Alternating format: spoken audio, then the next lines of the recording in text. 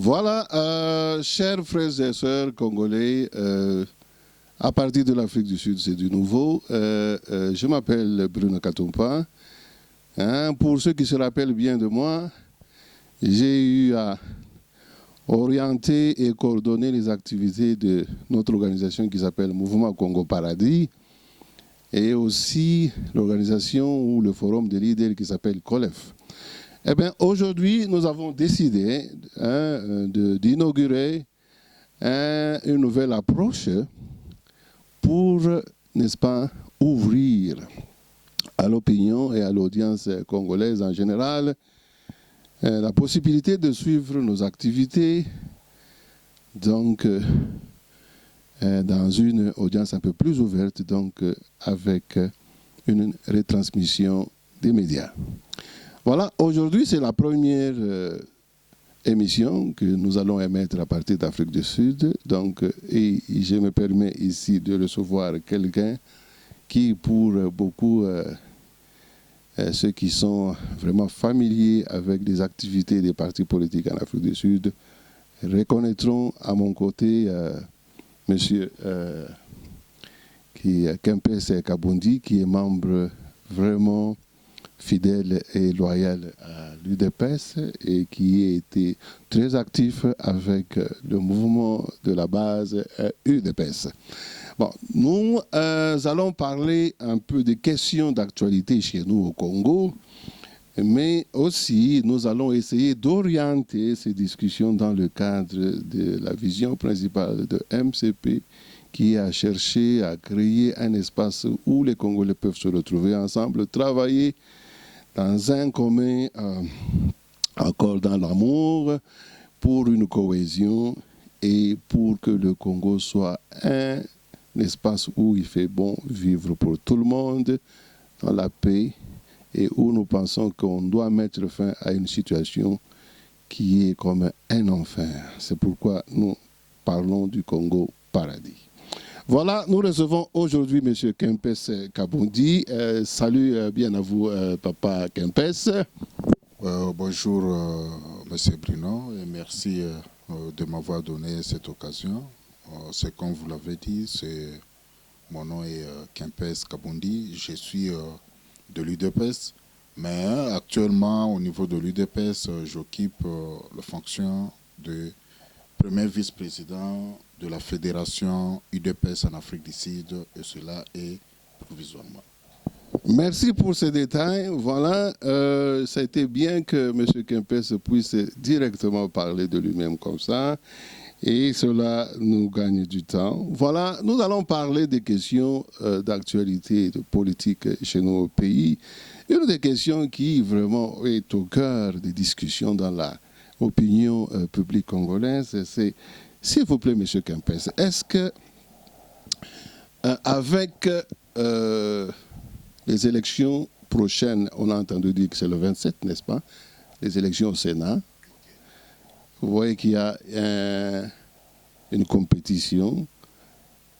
Il y a des discussions publiques là-bas entre le candidat de FCC qui est Alexis Tambwe Mwamba et Bahati qui est sorti de cette même plateforme de FCC qui maintenant je ne sais pas s'il est du côté de Cash, s'il est toujours FCC, mais sinon il dit que lui ne veut pas être laissé vraiment en dehors dans cette course pour la présidence du Sénat. Alors je disais, est-ce que M. Kempes, avec cette situation, nous savons aussi que nous avons attendu, ça fait maintenant 7 mois que le président Félix Tshisekedi conduit le pays, mais le gouvernement n'est toujours pas là. Et avec cette coalition FCC-CACH, est-ce que vraiment il y a de quoi avoir l'espoir avec cette coalition que les choses vont bien pour avancer et marcher pour le pays? Merci beaucoup. D'emblée, je veux vous dire que non, nous devons totalement avoir espoir. Pourquoi d'abord? Le grand pourquoi est que nous avons un chef de l'État, à la personne de son Excellence, M. Félix Antoine Tshisekedi Tshilombo, qui lui-même a la volonté totale de changer toutes choses au Congo, d'amener quelque chose de nouveau au niveau de notre pays. Et pour cela, pour arriver, il nous dit bien, il nous explique à maintes reprises que non, il faut mettre l'homme congolais au centre de tout ce qu'il est en train de faire. Donc, des calculs politiciens, oui, il y en aura toujours, mais cela n'empêche que non, le but ou bien la mission que le chef de l'État s'est attribuée, que non, il va le réaliser. Nous verrons quelque chose de positif changer au Congo. Quand vous parlez, par exemple, de M. Alexis Thambwe Mwamba et de M. Bahati, par exemple, pour nous, au niveau de l'UDPS, nous disons que non, mais ça, ce sont des acteurs politiques qui se battent pour un poste qui est normal. Donc, nous n'avons pas totalement à nous épingler là-dessus ou bien à se faire des choix. Non. Pourquoi? Puisque Bahati, aujourd'hui, il a formé son plateforme politique. Donc, on ne peut plus parler de Bahati comme étant FCC. On parle de Bahati maintenant comme plateforme politique et le FTS est quelque chose. S'il vous plaît, M. Kempes, avant qu'on parle vraiment de Bahati, mais il y a la question sur Thambwe Mwamba. Il y a beaucoup de critiques envers Thambwe Mwamba. On parle de son passé, sur les choses qui sont retenues contre lui. On parle qu'il a un dossier à la CPI. Bon, est-ce que vous ne trouvez pas que ces critiques et ces observations valent la peine d'être considérées? Parce qu'avoir une telle personne peut-être dans une institution aussi importante, ça peut compromettre l'intégrité de cette institution ou bien compromettre même la confiance qu'on peut avoir dans cette institution parce que à cause de son passé, beaucoup de gens ont peur, ils ont une méfiance envers Thambwe Mwamba. Qu'est-ce que vous pensez? Vous pouvez avoir raison, comme vous pouvez avoir tort. Pourquoi nous disons cela? C'est parce que au niveau de notre pays, nous avons des lois. Pour d'abord être candidat, il y a quand même des lois. Donc on doit vous trouver que non, vous êtes éligible ou bien quelque chose comme ça. S'il est passé déjà à ce niveau-là, donc nous constatons que non, nous ne pouvons plus aller plus loin pour le juger. Si la justice au niveau international va intervenir ou bien va remettre en cause sa candidature, ce n'est pas à nous de le dire. Et ici, nous voulons aussi épingler quelque chose et que, au niveau, s'il arrivait par exemple aujourd'hui, que M. Thambwe Mwamba est élu président au niveau du Sénat, quelqu'un a dit que non, est-ce qu'il peut signer des documents qui peuvent envoyer sur le plan international dans de grands pays comme en Europe ou bien aux États-Unis, ou bien quand il y a le membre sénateur qui veut aller aux États-Unis ou bien quelque chose comme ça, ils doivent signer d'ordre de mission ou bien de certains documents qui doivent amener, par exemple, dans de grands pays comme au niveau de l'Union. Comme le Sénat risque d'entrer en conflit. Exactement. Donc, ces gens-là risquent de se pointer là-bas, par exemple, en Europe, ils arrivent en Europe de ne pas être considérés pour ce que les documents est signé par M. Thambwe Mwamba ou bien par un Bochab. Comment pensez-vous qu'on peut contourner juridiquement ce problème? Nous croyons sincèrement que non. Nous souhaitons, nous, au niveau de l'UDPS, je peux dire que non, nous souhaitons bonne chance aux candidats. Et ce que nous pouvons dire seulement, c'est au niveau des sénateurs, ceux qui vont voter le président au niveau du Sénat, qu'ils aillent voter en âme et conscience, et non pas puisqu'on a dit que non, il faut voter tel monsieur. C'est-à-dire que non, il doit prendre en considération tous ces éléments que les gens sont en train de dire pour le moment. Vous allez voter quelqu'un qui un jour va vous donner d'ordre de mission que vous ne pouvez même pas aller vous présenter. Vous n'aurez même pas de visa avec ces ordres de mission. Par exemple, pour aller aux États-Unis, vous êtes sénateur congolais, vous voulez vous rendre aux États-Unis dans un cadre du travail. Et le président du Sénat qui, entre guillemets, peut-être Thambwe Mwamba, signe les documents, vous introduisez au niveau de l'ambassade. Je peux vous concéder cela, M. Kempes, mais il y a un aspect, c'est qu'il y a eu vraiment une tension à Kinshasa les semaines écoulées, parce qu'on a vu d'un côté Fils Moukoko en train de mobiliser tout Kinshasa pour protester contre, n'est-ce pas, l'élection éventuelle de Thambwe Mwamba. Voilà. Donc l'UDPS, quelque part, qui est en coalition avec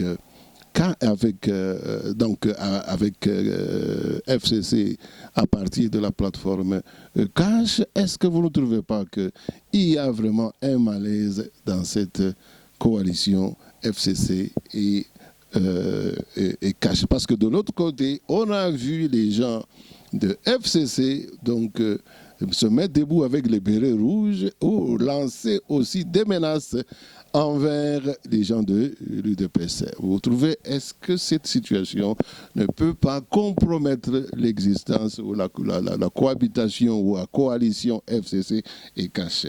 Bien qu'on a vu le président dans des photos qui ont circulé dans tous les médias en train de célébrer avec M. Kabila. Est-ce que nous pouvons peut-être passer à un autre aspect? Si vous pouvez faire un commentaire d'abord sur l'attitude de Fils Moukoko et des Bérets Rouges, est-ce qu'ils ne compromettent pas cette alliance? Et quel est le conseil que vous pouvez donner aux gens ceux qui suivent FCC et ceux qui suivent Cash pour ne pas compromettre cette coalition qui peut-être est salutaire pour l'avenir et l'émergence de notre pays?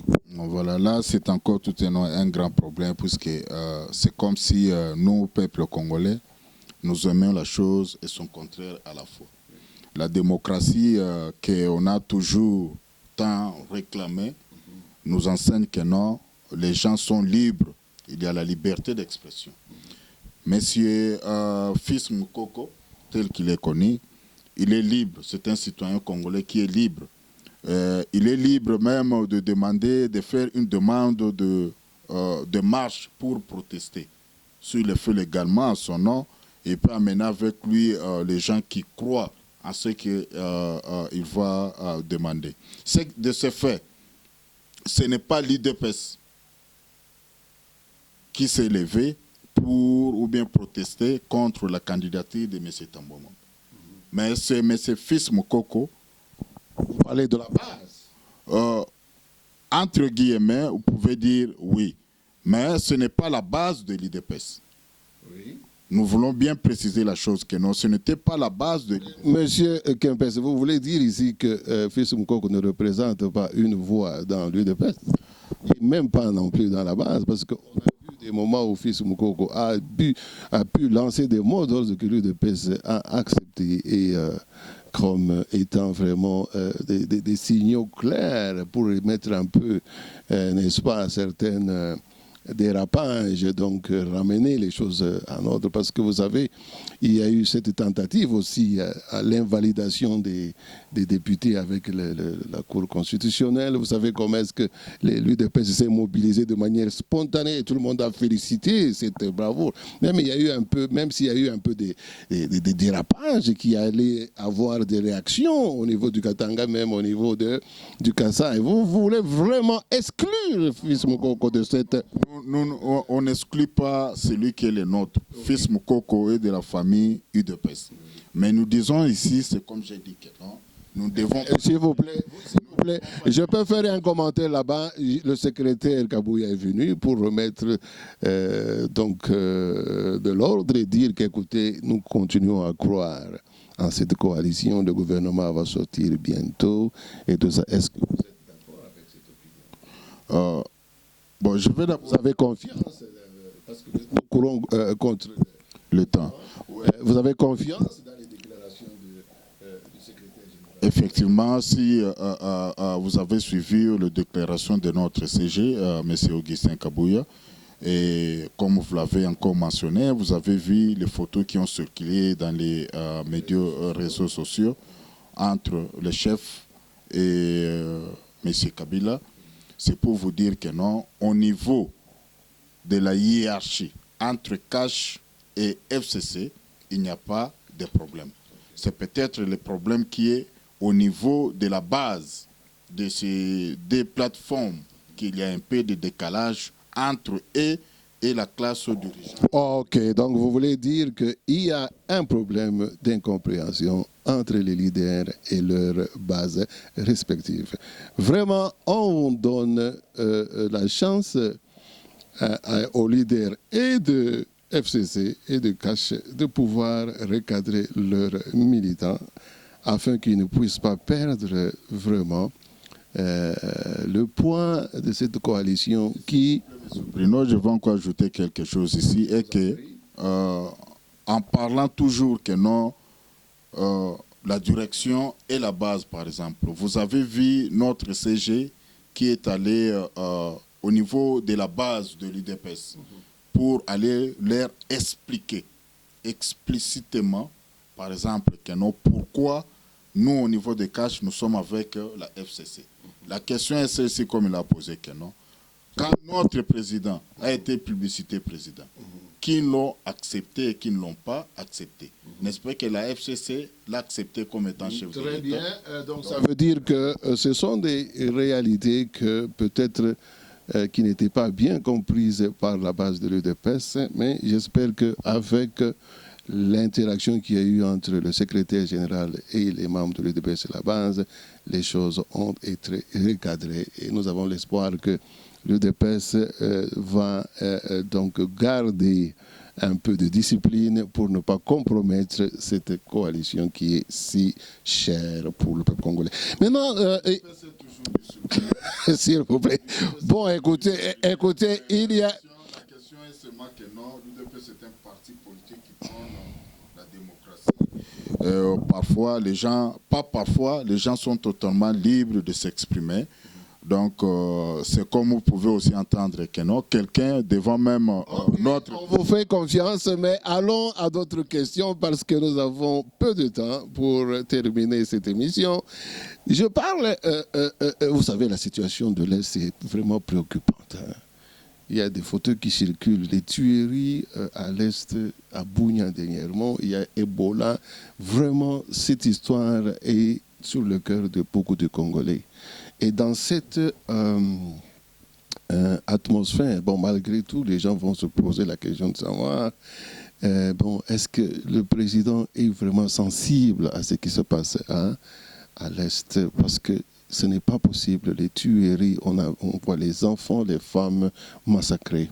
Bon, je voudrais que vous fassiez un commentaire sur ça.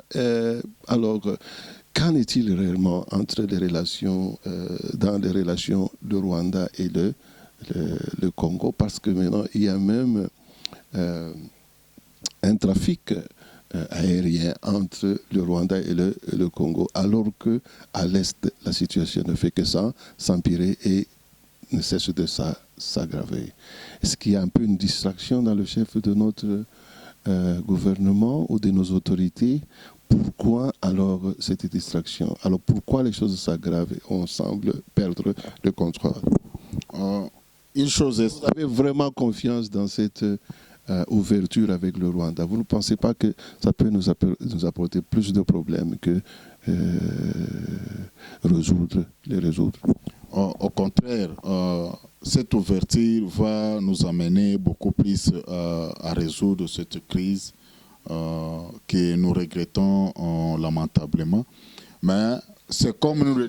Monsieur Kempes, permettez que je puisse un peu vous interrompre là. Vous savez que nous avons la situation comme, par exemple, les SADC ici. Il y a eu beaucoup d'accords pour faciliter le déplacement entre les pays de la SADC, même faciliter le commerce. Mais vous voyez que l'Afrique du Sud a pris beaucoup de temps parce qu'il y avait beaucoup de préalables, beaucoup de sécurité et des garanties qu'il devait avoir avant de signer de tels accords. Vous pensez que vraiment la façon dont les choses ont été faites, ça donne des garanties pour la sécurité économique ou la sécurité des personnes et des biens, étant donné tous ces désordres que nous avons à l'Est? Oui, M. Bruno, vous devez savoir une chose, est que le président, nous avons hérité d'un chaos total. C'est-à-dire que non, la situation de l'Est, aujourd'hui, par rapport à peut-être une année de cela, ceux qui vivent encore, nous n'allons pas dire que non, il y a quand même l'amélioration, puisqu'il nous plaira encore les nôtres qui sont tués jour et nuit. Mais la question est que ce sont des luttes intercommunautaires. Ce sont des communautés qui se battent. Oui, vous identifiez le problème. Est-ce qu'on peut peut-être aller loin en vous posant la question? Qu'est-ce que vous pensez, selon vous, qui n'a pas été fait, que le président devrait faire pour donc résoudre le problème?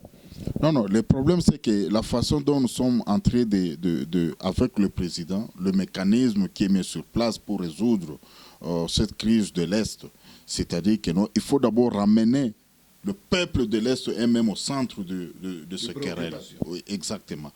Comme on a vu le président Kamere ou le chef de cabinet. Ce sont les gens qui doivent s'intégrer totalement eux-mêmes d'abord. Je vais vous ramener un peu dans l'histoire pour vous faire comprendre que non, la création de l'UDPS, c'est puisqu'il y a eu un massacre au Kasaï. Et le député, qu'on appelait dans les temps les commissions du peuple, de la circonscription du Kasaï, se sont levés pour revendiquer cela. Ils ont demandé. Vous pensez que les gens de l'Est ne sont pas suffisamment levés pour s'exprimer? Parce que dans les... est-ce qu'ils ne se sont pas...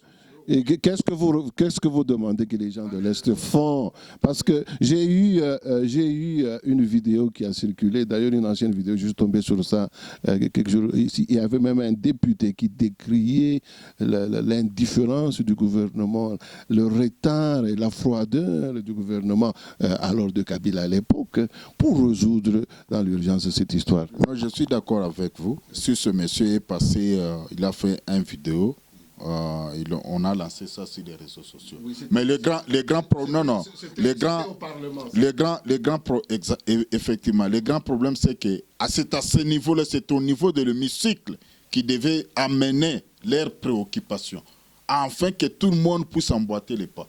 Mais au niveau de l'hémicycle, au niveau du Parlement, tous ces gens qui sont sortis en 2011, 2006, qui sont sortis vers l'est du Congo, ils n'ont rien apporté. Évidemment, pour renchérir à ce que vous dites, le député en question, je n'ai pas retenu bien son nom, il fustigeait les gens de l'Est parce qu'il lançait pratiquement un appel aux gens de l'Ouest, comme il l'exprimait dans ses paroles, pour venir en aide parce qu'il se rendait compte, selon lui, son constat, que les gens de l'Est ne voulaient pas résoudre leurs problèmes ou ils ne voulaient pas s'exprimer suffisamment. Eh bien, ça, ce n'est pas vraiment mon opinion parce que je vois dans les réseaux sociaux et je vois dans certains groupes des gens de l'Est où je suis, les gens parlent continuellement de la situation, ils se plaignent et ils lancent des cris d'alarme. Bon, nous allons peut-être prendre un dernier aspect en disant, bon, s'il vous plaît, monsieur Kempes, qu'est-ce que vous pensez que vous, en tant qu'acteur politique dans la diaspora, membre de l'UDPS, qu'est-ce que vous pensez apporter donc, à cet effort de politique chez nous en vous inspirant de l'expérience que vous avez accumulée ici à l'extérieur, particulièrement en Afrique du Sud ou dans cette région SADC qui est vraiment une région importante sur le plan politique et à la fois pour le Congo et pour l'Afrique. Merci beaucoup. Je crois que non, le grand modèle, le chef de l'État, par l'entremise de notre héros national, qui veut dire le peuple d'abord. Donc c'est déjà quelque chose qui est très important, c'est-à-dire mettre l'homme au centre de toutes choses. Et c'est là, nous vivons de cela ici par exemple en Afrique du Sud, où tout n'est pas en rose, mais le gouvernement est en train de faire quelque chose pour la population. Vous pensez que le projet de 100 jours entre dans ce cadre-là, où le président met au cœur de ses préoccupations le peuple congolais? Exactement, c'était pour résoudre d'abord, premièrement, qu'il y ait des palpables, que les gens puissent toucher palpable, que non, voilà ce qui a été fait. Vous avez eu des routes qui ont été faites un peu dans une courte durée. La première des choses que nous devons, en tant que Congolais, puissent reconnaître est que la volonté d'abord du chef de l'État nous donne un avantage. La volonté qu'il y ait changement, qu'il y ait quelque chose qui doit être fait. C'est déjà quelque chose de très bien. Donc maintenant, étant que peuple congolais, nous devons tous nous unir derrière cette volonté du chef de l'État en fait d'amener tout un chacun de nous une pierre. Est-ce que vous pensez que dans cette coalition, les actions du chef de l'État, comme telles que le programme de 100 jours sont bien perçus par ses collègues de la coalition, donc FCC, et vous allez me dire, mais aussi avant de terminer, je voulais poser aussi la question sur la dernière sortie du président au stade. On a vu le président au stade en train de faire, donc je ne sais pas, une convention religieuse où tous les chrétiens étaient là, et il avait pratiquement recommandé le pays, n'est-ce pas, même en demandant pardon au nom des autres, pour tout le pays, pour tous les mal dont le peuple a souffert pendant les régimes précédents. Qu'est-ce que vous pensez quel rôle vous pensez que l'Église peut jouer dans ce pays-ci? Est-ce que vous croyez que le président a raison de sonner ce son là-bas? Parce que nous, le Congo étant un pays là, laïque, est-ce que ça ne va pas un peu mettre mal à l'aise cette laïcité de l'État? Je parlais du programme de 100 jours. Est-ce que vous pensez que c'est bien vu aussi par vos partenaires de FCC, malgré la bonne volonté du chef de l'État? Parce que les critiques disent, oh, écoutez, saut de mouton, mais écoutez, mais ça ne change pas vraiment, par exemple, à la situation de la famine ou de création d'emplois. Quel est votre commentaire? Merci beaucoup. Moi, je crois que non, les programmes de 100 jours, ça a été un programme social, premièrement. Et si nos partenaires au niveau de la coalition n'y trouvent pas gain de cause, je ne vois pas pourquoi ils ne doivent pas trouver gain de cause. Pourquoi? Puisque même quand ils vont venir dans les gouvernements, ce n'est pas leur programme à eux qui vont établir, qui vont faire marcher dans les gouvernements. C'est le programme du chef de l'État. Vous pensez que c'est le programme du chef de l'État qui va s'imposer? Parce que est-ce que ce n'est pas un problème? Nous avons le cas de la nomination des agents là, de l'administration SNCZ ou SNC avec la GECAMINE qui tarde même à être, n'est-ce pas, accepté. Et parce que vous parlez du programme du président. Est-ce que ce n'est pas un danger là-bas? Parce qu'on devrait peut-être parler du programme de la coalition. Est-ce que cela ne peut pas créer des conflits et des malaises dans cette coalition, selon vous? Non, non. Le problème est que les gens doivent comprendre que non, le gouvernement met en application le programme du chef de l'État. Le programme du chef de l'État et pas celui de la coalition? Non, pas celui de la coalition. Le programme du chef... Là, ça sera un problème? Non, non, il n'y aura pas de problème. Le pourquoi, c'est puisque tous... À quoi servirait ce gouvernement et cette coalition? Non, ce gouvernement servit d'abord à réconcilier le peuple congolais avec eux-mêmes. C'est comme le chef de l'État l'a dit, le grand problème c'est la réconciliation et la confiance entre le peuple congolais. Donc le chef l'a dit que non, il n'y aura pas de chasse à l'homme, il n'y aura pas de chasse aux sorciers qu'on sort. Et il a dit que non, ce n'est qu'après ce gouvernement est mis déjà sur pied que vous tombez maintenant contre la loi et c'est là que vous allez... La loi. En tout cas, on est presque arrivé à la fin de cette émission. C'est seulement juste quelque chose pour dire que non, le chef de l'État, en amenant le peuple dans la confidence du maître créateur, c'est-à-dire que non, il nous a seulement remis entre les mains du créateur. Merci beaucoup, M. Kempes. C'était vraiment un grand plaisir de vous recevoir sur ce plateau. Ça, c'est une première émission que nous faisons dans le cadre de Mouvement Congo Paradis et de Congolese Leaders Forum, où nous tenons à recevoir les différents leaders qui vivent ici en Afrique du Sud pour parler, discuter des questions qui frappent, qui touchent à notre communauté congolaise en Afrique du Sud, à la diaspora en Afrique du Sud et la diaspora en général, et qui peuvent aussi contribuer dans la discussion qu'il y a au pays pour, n'est-ce pas, la formation prochaine du gouvernement, le Sénat avec le président qui vient, et aussi tant d'autres sujets préoccupants pour notre pays. Nous pensons que cette émission, c'est vraiment une première page qu'on vient d'ouvrir dans ces discussions qui ont vraiment, que nous croyons qui vont vraiment attirer l'intérêt des Congolais qui vivent en Afrique du Sud et des Congolais qui vivent chez nous. En tout cas, merci beaucoup pour cette discussion et à la prochaine.